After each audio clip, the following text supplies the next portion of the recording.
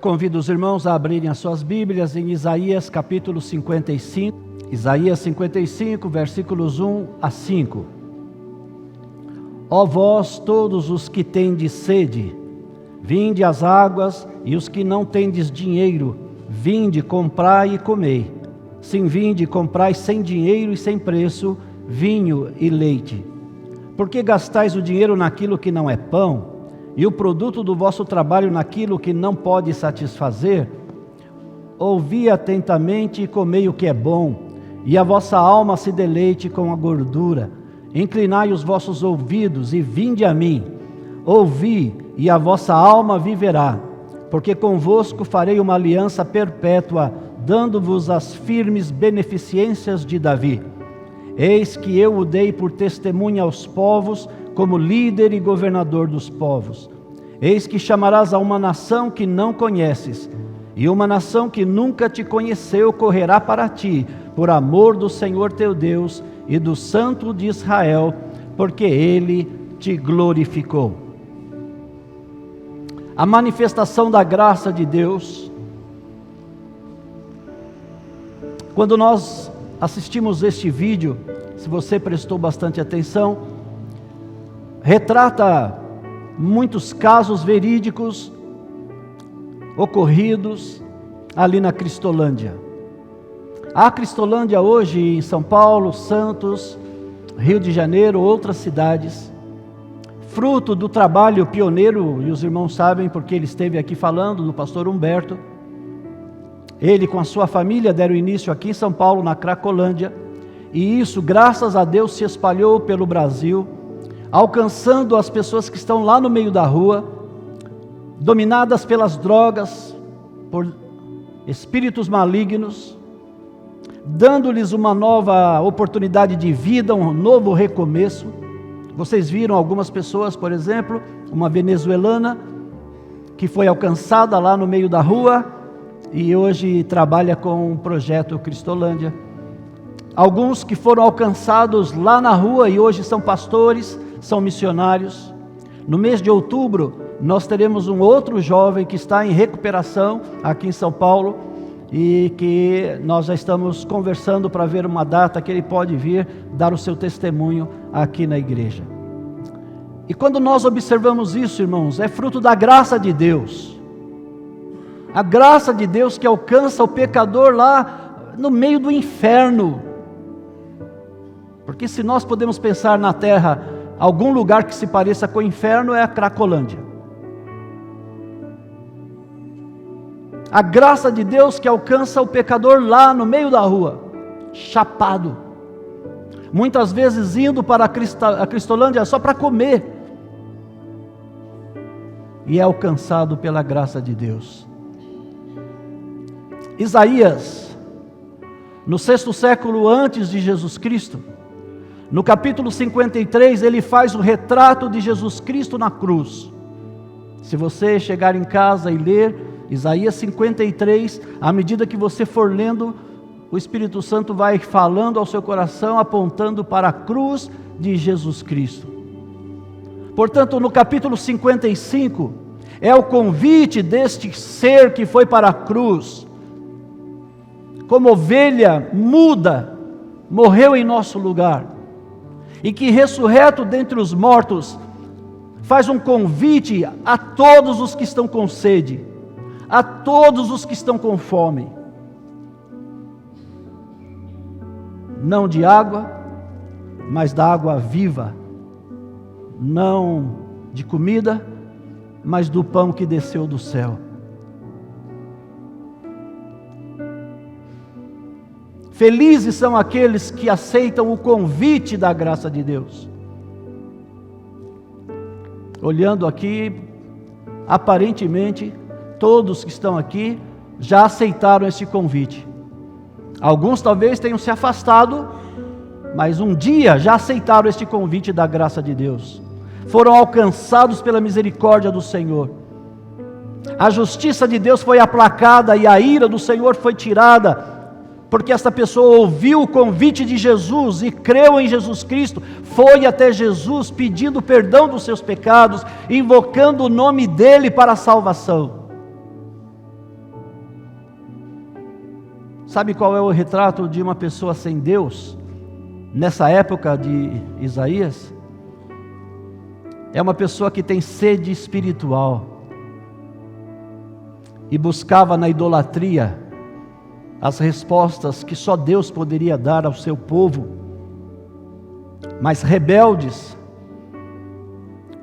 levaram inclusive o profeta Isaías à morte, cerrando ele no meio, uma parte para o norte, uma parte para o sul.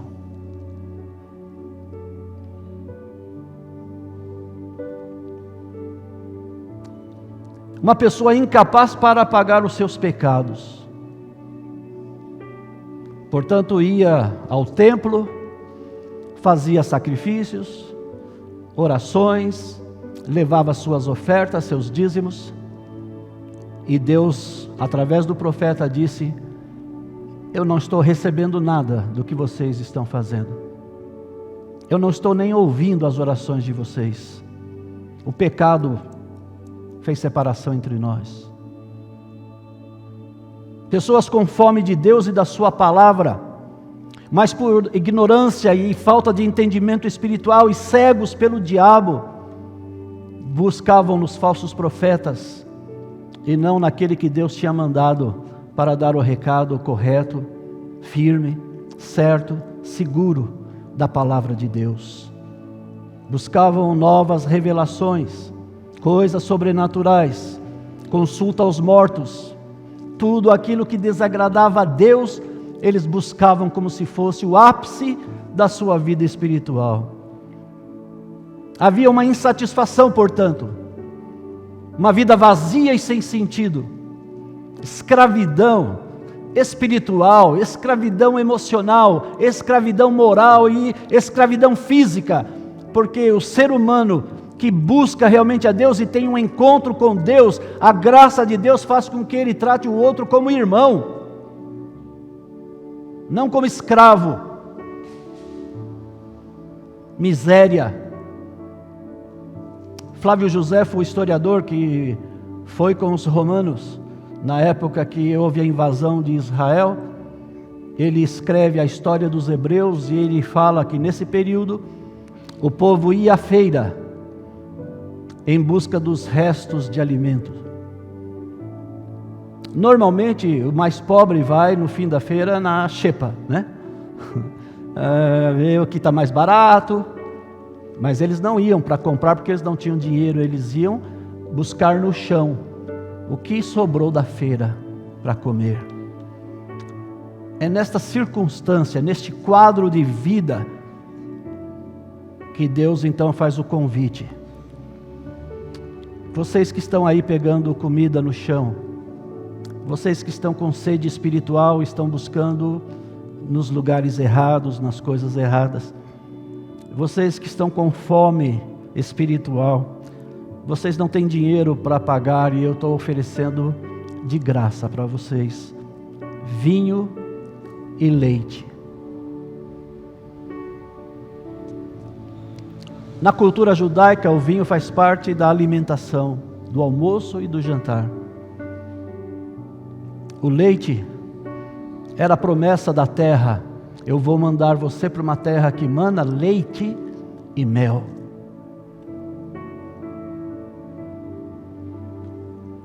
Venha a mim, diz Deus, e eu vou dar para você satisfação completa.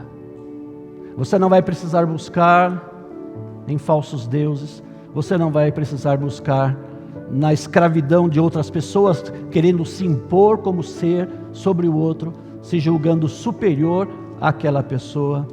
Você não vai precisar buscar prazeres mundanos, carnais, diabólicos, bestiais, de acordo com a Bíblia. Você vai se comportar como ser humano criado à imagem e semelhança de Deus. Quando nós lemos esses versículos, irmãos, o que Deus espera realmente do seu povo? Em primeiro lugar, ouvir atentamente com disposição de obedecer. Quando Samuel estava ainda criança lá no templo, sendo treinado, uma noite ele vai deitar e Deus então o chama: Samuel. Samuel. Ele ouve, sai correndo e vai ao profeta Eli e diz: você me chamou? Ele diz: não, eu não chamei você. Não, mas eu ouvi alguém me chamando, sim. Não, você é menino, talvez você tenha confundido. Vai deitar. Aí ele deita novamente, daqui a pouco o Senhor o chama: Samuel, Samuel. Ele acorda, vai correndo: Eli, agora eu sei, é certeza, você me chamou, o que você quer? Não, eu não chamei você. Não, me chamou sim, eu ouvi 2 vezes meu nome. Aí Eli falou: é o Senhor que está chamando o menino. Samuel, vá deitar. Se ouvir novamente chamar pelo seu nome, diga assim: fala, Senhor, porque o teu servo ouve. No hebraico, esse ouvir não é só escutar. Tem muita gente que escuta, mas não ouve. Ouvir na Bíblia é ouvir com disposição de obedecer. Samuel deitou, o Senhor o chamou: Samuel, Samuel. Ele diz: fala, Senhor, porque eu estou pronto a te obedecer. Foi isso que ele falou quando disse: o teu servo ouve. Deus quer que nós ouçamos a sua palavra atentamente, com disposição de obedecer a Deus, e não apenas para termos cultura intelectual a respeito da palavra de Deus, para respondermos questões ou concursos bíblicos. Lá em Taboão da Serra, uma pessoa que causou tremendo mal ao meu ministério, ele respondia todas as perguntas dos concursos bíblicos, ganhava medalhas, comprou e não pagou. Uma família inteira chega lá no domingo de manhã. Eu vou atender quando acaba a escola dominical, feliz, tinha quase 10 pessoas visitando ali num domingo de manhã. Eu me apresentei como pastor e ele disse: o senhor é o pastor, é o senhor mesmo que nós estamos procurando. Aí eu já gelei. Está vendo aquele lá de camisa assim? Estou vendo. Ele comprou roupa aqui da minha irmã, não pagou, nós fomos lá, quase nos atracamos brigando na rua, e ele disse que não vai pagar. Aí eu falei que eu vim aqui na igreja falar com o pastor, ele disse: pode ir.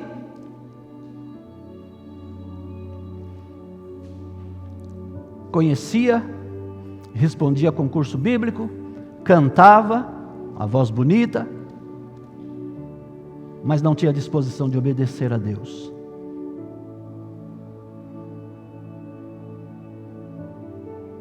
Há quanto tempo você ouve a palavra de Deus? Você tem disposição de obedecer o que você está ouvindo?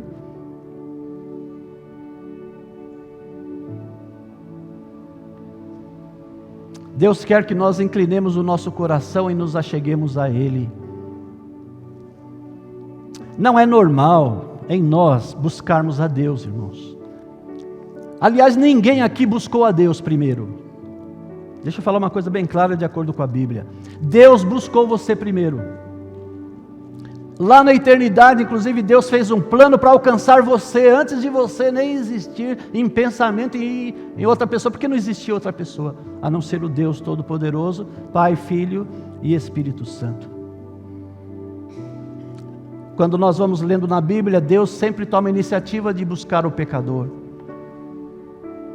Deus oferece os rituais no Velho Testamento, os sacrifícios de animais, para que as pessoas sejam perdoadas. E na maior prova do amor e graça de Deus, Deus manda o seu Filho vir ao mundo, para morrer na cruz, na busca do pecador.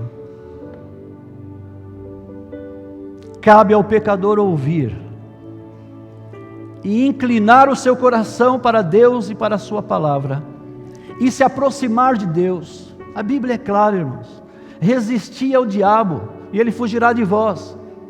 O problema é que muitas vezes nós não cremos porque não fazemos o que vem antes. Humilhai-vos, pois, debaixo da potente mão de Deus, e ele vos exaltará. Resisti ao diabo e ele fugirá de vós. Nós precisamos primeiro abrir a nossa conexão com Deus, para fechar a nossa conexão com o diabo, fechar a porta para ele, não dar brecha para ele. Mas primeiro nós temos que estar conectados com o Senhor, abertos para a ação do Espírito Santo, aos alertas que o Espírito Santo vai nos dando, que nós não vamos percebendo. Nós vamos no piloto automático, e quando menos percebemos, o diabo já derrubou, já destruiu uma pessoa, destruiu uma família, destrói e divide uma igreja, destrói uma sociedade, como ouvimos na oração do Davi, como está a situação do nosso país. Sociedade sem Deus, é isso. O salmista mesmo, ele entendeu que ele por si só não podia, e ele ora: Senhor, inclina o meu coração para a tua lei. Não acredite na bobagem que o Jean-Jacques Rousseau, o filósofo francês, falou a respeito da natureza humana. Pode concordar com ele com relação à democracia, eu também concordo. Mas quando ele diz que o homem nasce essencialmente bom, é a sociedade que o corrompe, ele falou uma tremenda de uma besteira, à luz da Bíblia e à luz do fato sociológico, histórico e psicológico. Portanto, da ciência. É só perguntar, se a sociedade corrompe a pessoa, quem corrompeu a sociedade? A Bíblia diz que nós nascemos em pecado. O salmista diz, quando ele pede perdão a Deus: em pecado me concebeu minha mãe. Nós corrompemos a sociedade porque nós somos corruptos pecadores. A promessa de Deus através do profeta Ezequiel foi: eu darei para vocês um novo coração. Se não houver esta conversão, se o Espírito Santo não trocar o nosso coração de pedra, colocando este coração transformado por Jesus, nós vamos continuar pecadores, não perdoados, corrompidos e corrompendo. Deus quer que nós participemos da aliança que Ele faz com o seu povo.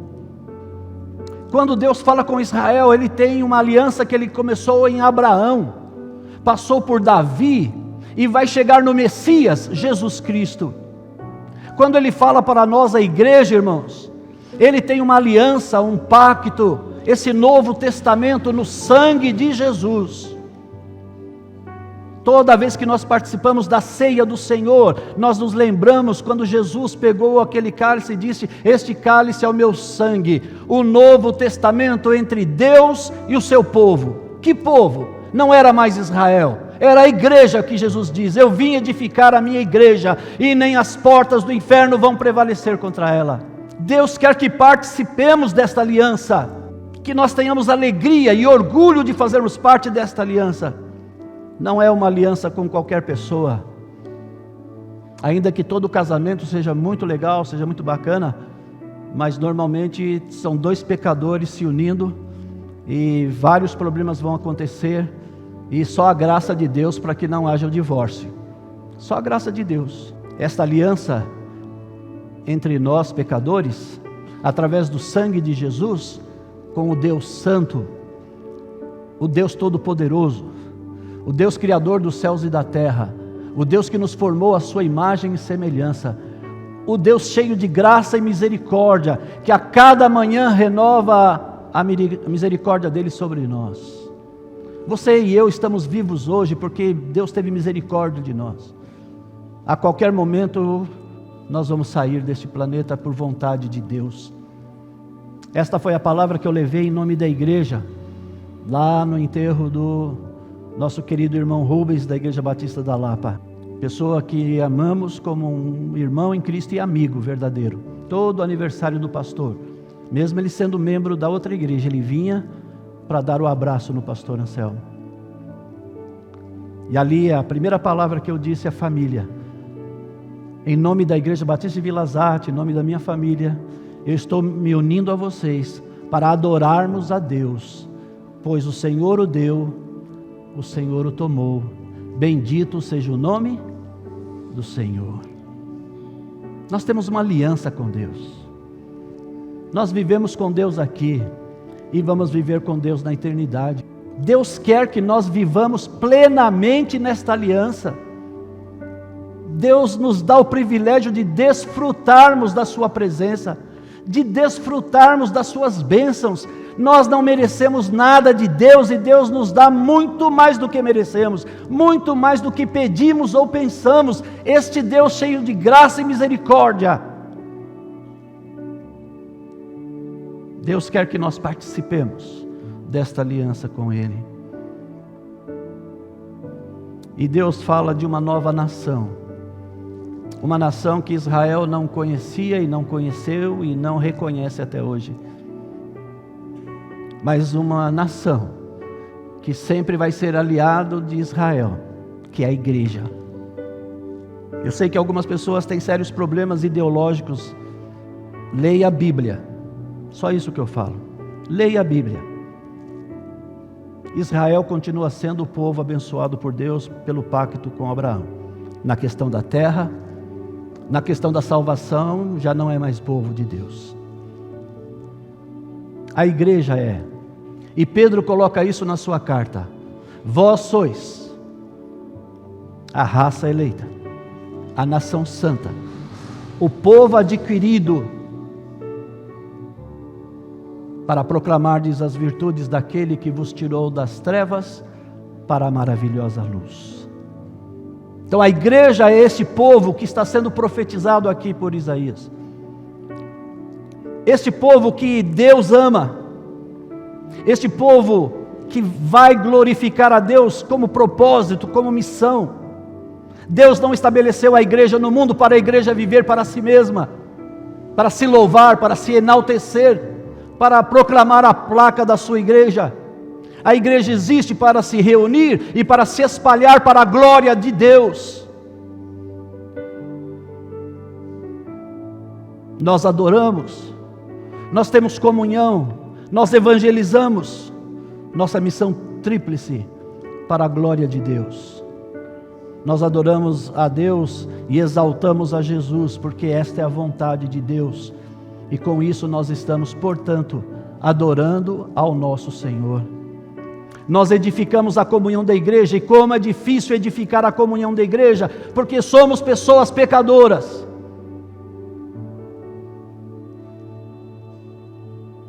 Mas Deus nos coloca no mundo e exige de nós que edifiquemos a comunhão da igreja.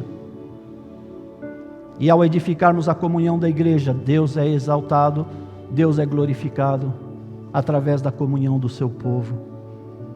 Nós evangelizamos os perdidos, não porque nós somos melhores do que alguém, não porque nós achamos que somos superiores. Nós evangelizamos os perdidos por obediência a Jesus Cristo, por amor a Jesus, por amor aos perdidos. Nós contribuímos com missões, e quando nós vemos aí agora no Brasil inteiro as cristolândias surgindo para abençoar pessoas que nós muitas vezes não queremos nem passar lá perto. Quando a polícia entrou lá na Cracolândia, espalhou para todo mundo lá, e todo mundo para tudo quanto é lado.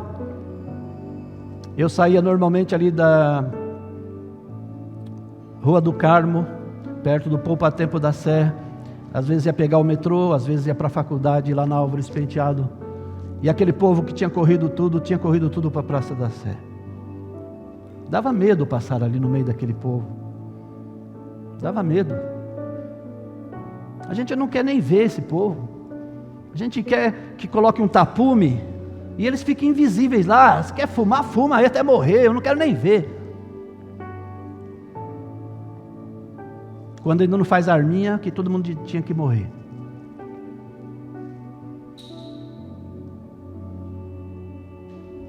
Mas quando nós evangelizamos,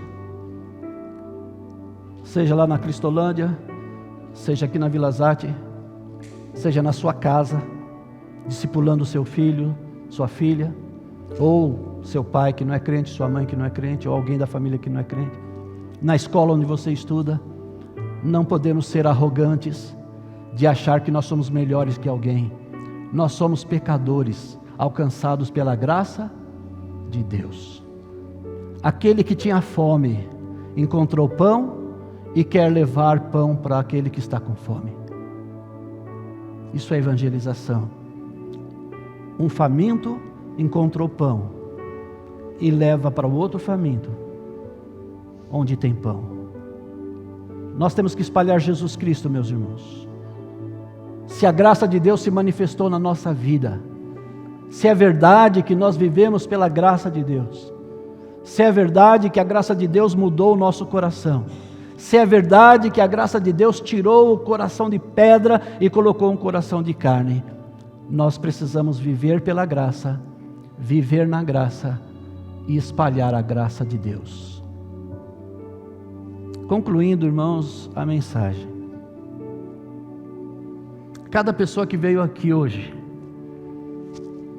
deve refletir seriamente se você já atendeu o convite da graça de Deus, ou se você ainda está com fome espiritual, buscando em tudo quanto é lugar, ou se você está com sede espiritual, como a mulher samaritana, que tinha sede de Deus, buscou em 5 casamentos e estava amaziada, e Jesus se apresenta como água viva, e diz: se você beber dessa água, você nunca mais terá sede.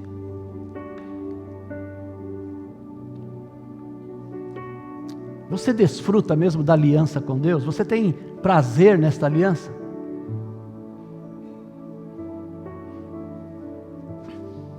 Meu vizinho, ele é judeu. Ele tem o Mezuzá, que é onde tem ali o trecho de Deuteronômio 6, conhecido como Shema. Fala, ouve, ó Israel. Aqui, quando morávamos na Raimundo, nós também colocamos lá, porque lá para trás, um ancestral meu era judeu. Eu não coloquei para não desrespeitar o meu vizinho, mas a gente sempre bate papo e conversa, porque eu brincando disse: olha, Jesus é o maior judeu que já existiu, cara.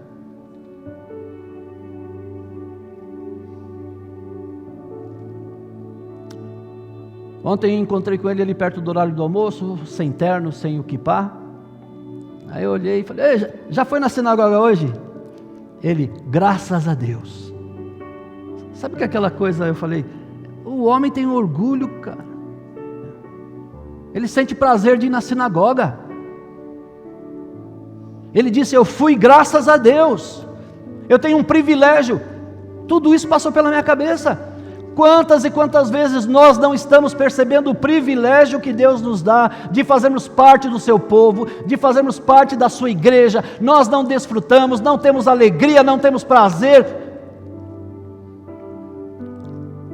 Tanto faz como tanto fez se nós estivermos no culto.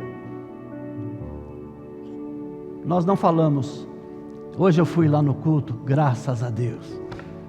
Olha, Deus me permitiu estar nesse culto, graças a Deus.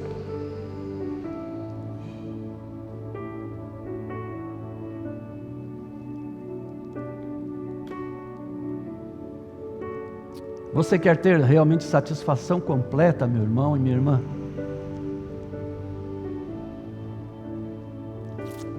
O verdadeiro prazer e felicidade que não vem de coisas materiais, não vem de pessoas. O verdadeiro alimento para a alma, para o espírito, que vai trazer inclusive saúde para o seu corpo. Grande parte das enfermidades que as pessoas estão tendo começam aqui, na sua mente, no seu espírito. Quando o espírito está fortalecido, quando a sua alma está forte, sua mente está forte, transmite saúde para o seu corpo. Você realmente quer? Ouça o convite da graça de Deus. Você está com sede? Venha às águas. Olha, eu vou dizer uma coisa: Coca-Cola não mata a sede, não.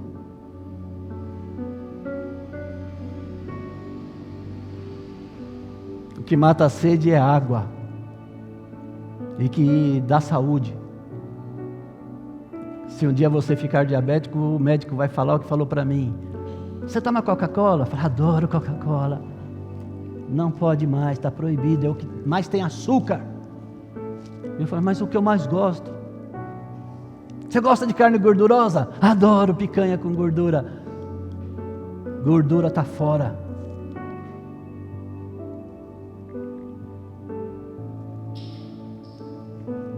Quantas e quantas vezes nós estamos buscando naquilo que está nos prejudicando satisfação, não é verdade?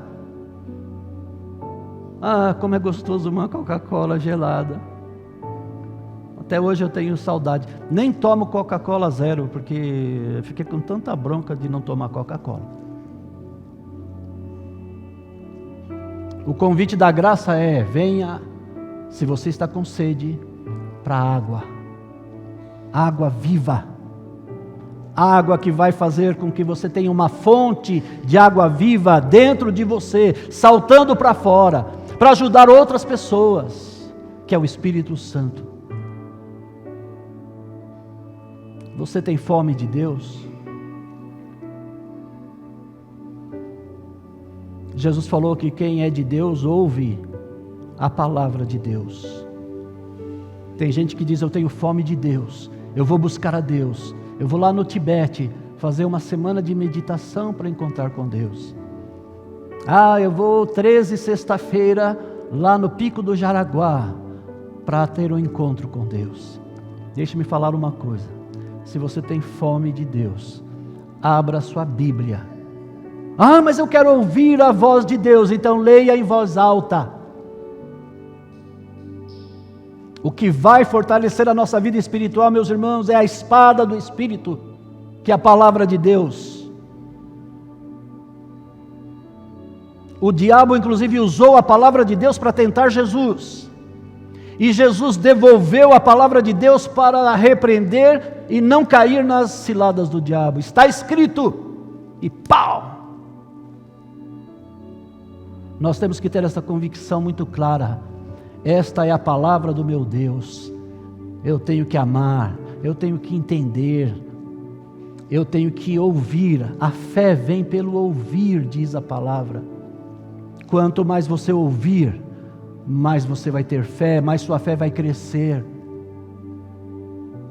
Nós falamos de manhã sobre santidade, sobre separação, consagração, purificação, e falamos sobre Jesus lavando os pés dos discípulos. E quando Pedro disse: não, me dá um banho todo, ele diz: não, você não precisa um banho todo, você já está lavado, e vocês já estão lavados pela palavra que eu tenho falado para vocês. Essa palavra que nos lava, que nos purifica diariamente. Vocês precisam só lavar o pé, porque o pé veio na poeira, o pé está sujo. Diariamente, façam isso entre vocês. Perdoem-se.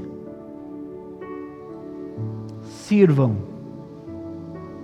Você quer ser o mais importante? Seja o último. Seja o servo de todos. A graça de Deus coloca a verdadeira felicidade no nosso coração. É a graça de Deus que faz com que pecadores como eu e você não tenhamos medo de chegarmos um dia lá no trono de Deus, o trono branco do julgamento, porque nós temos o nosso advogado, que é Jesus. Ele é o nosso mediador. Ele intercede por nós. O sangue dele nos lavou e nos marca, como o povo, quando estava para sair do Egito, marcou os umbrais da porta com o sangue do Cordeiro. Nós estamos com este sangue, portanto Deus não nos condena, não porque Ele olha para nós e vê gente santa, perfeita, porque nós não somos, mas Ele olha para nós e vê o sangue de Jesus em nós. Esta é a graça de Deus, esta é a graça maravilhosa do nosso Senhor e Salvador Jesus Cristo. Por isso é com alegria, eu entendo, que nós devemos terminar este culto cantando, juntamente com os jovens, sobre esta maravilhosa graça de Jesus. Vamos nos colocar em pé e vamos cantar.